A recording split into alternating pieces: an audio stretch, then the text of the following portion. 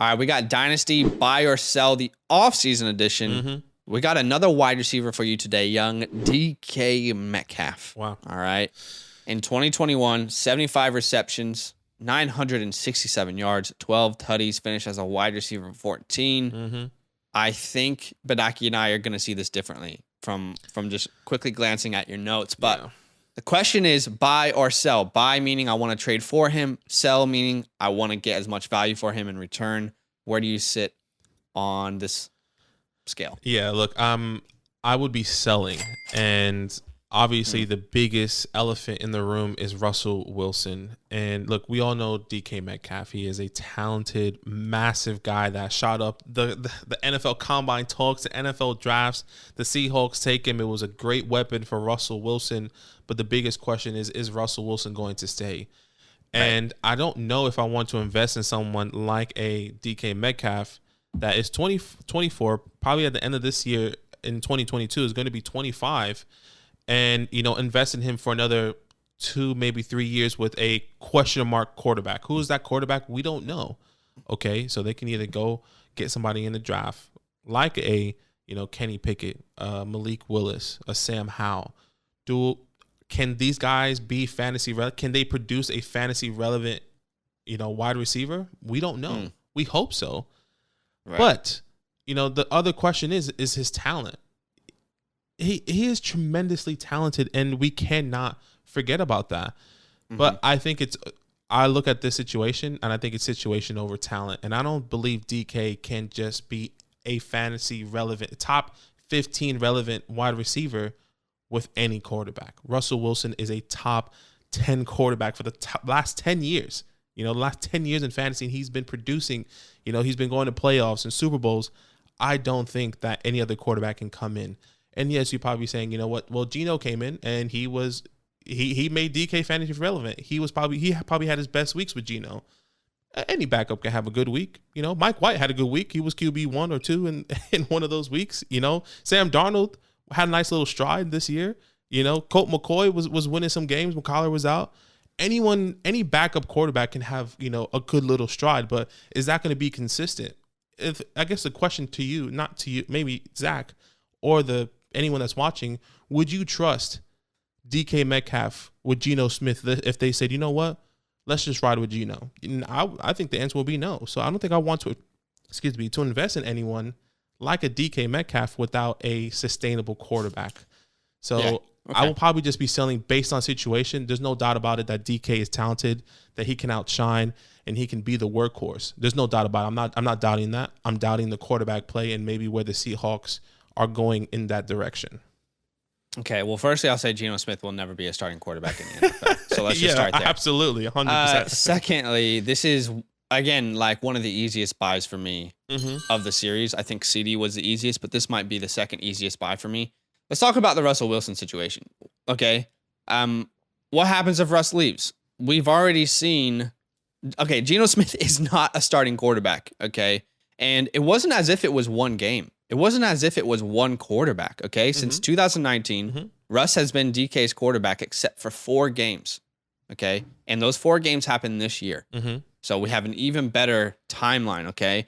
Russ left in the first half of week 5, didn't come back till week 10 because of that finger injury. So they had a bye in week 9. So let's look at weeks 5 to 8. Geno Smith was DK's starting quarterback. I think we can all agree he's not a starting quarterback, but he was for DK. In weeks 5 to 8, DK was the wide receiver 4 in fantasy, okay? He finished as a wide receiver 14. So Geno was actually better for DK than Russ was this season, okay? 100%. In that time period, weeks 5 to 8, Geno helped DK get the second most touchdowns in the league with 5, the 10th most receiving yards.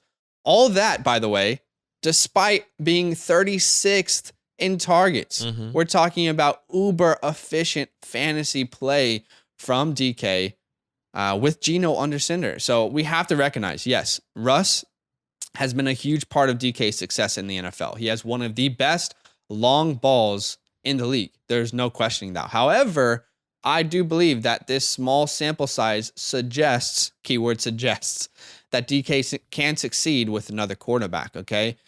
So for me, I honestly think that what you're saying, a lot of people are having this conversation in their head. and that lowers the value of DK in their mind. 100%. They're more willing to move him.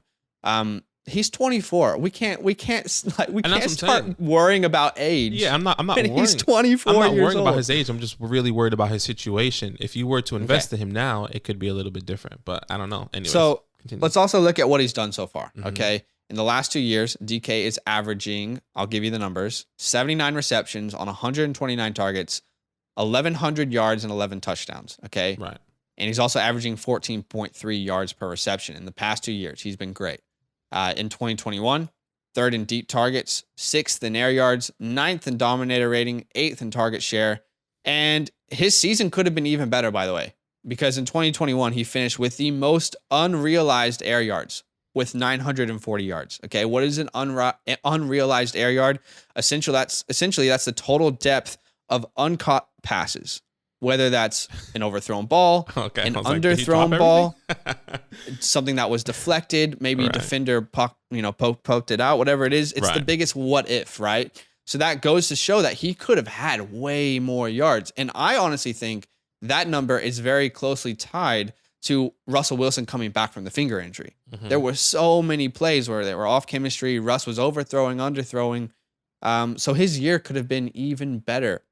And DK, what is he really great at? He gets a ton of work on deep balls, and him and Russ really worked really well in that area, right? Yeah. Why is that? Number one, he's got otherworldly speed with the 4.33. Okay. He ran a 4.33 at his size. This leads to a lot of defenders giving him space, right? Because he can beat them over the top. So he has space to run the routes that he wants to. He had the 19th highest average cushion in the league, which is basically the most yards that a defender gives someone off the line of scrimmage. So this speed can translate for a long time. Guys who have that elite speed, they're able to be relevant for a long, long time in the NFL, right? Obviously, Russell Wilson, like we said, played a big part in that due to his deep ball abilities. But again, I think the small sample size is enough to show me that he can be a top 12 wide receiver with a quarterback. And by the way, we're all assuming that Russ is gonna leave. Yeah, this is all based on that. Totally, but we're kind of not realizing that Pete Carroll has a contract, and if Pete Carroll's not moving on, they're not moving on from Russell Wilson, even if Russ wants to move on. It doesn't make sense for this franchise. And the last thing I'll say is, look, you don't find attributes like this very often in the NFL. You would be so lucky if you found one DK Metcalf in these next two drafts. You would be so lucky. It is so rare to find these physical attributes. Okay. Andre Johnson, when DK was coming out of the draft, that was my comp for him. Andre Johnson. Very, very hard to find these kind of talents. And Andre didn't really have good quarterback play. He was able to outshine that, and he played at an elite level until the age of 33. Now, of course, I can't sit here and say that DK is going to do the same, but I'm trying to hint at these attributes can last in the NFL. And the last thing I'll say is DK is probably going to get a long-term contract. Whether he's traded to a different team after, because there's talks about that. If they send Russ away, let's send DK away as well, because he's got an expiring contract. 100%.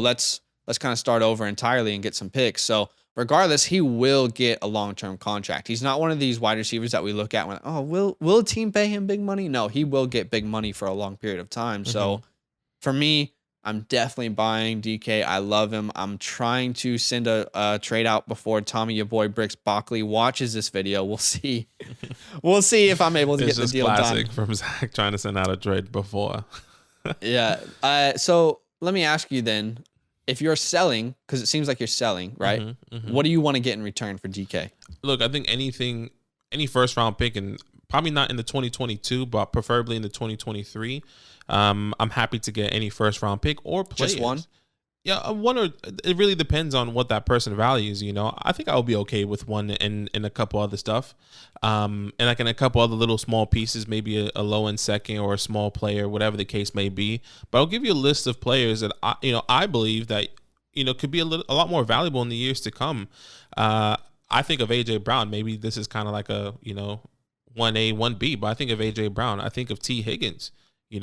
I'm probably potentially thinking of, I can get more I can sell DK and get, for example, Deontay Johnson and some more in return, depending on if that's a pick or another player potentially. I think of those type of things. What can I get for DK? Can I get a lot? Because I think a lot of people love the name.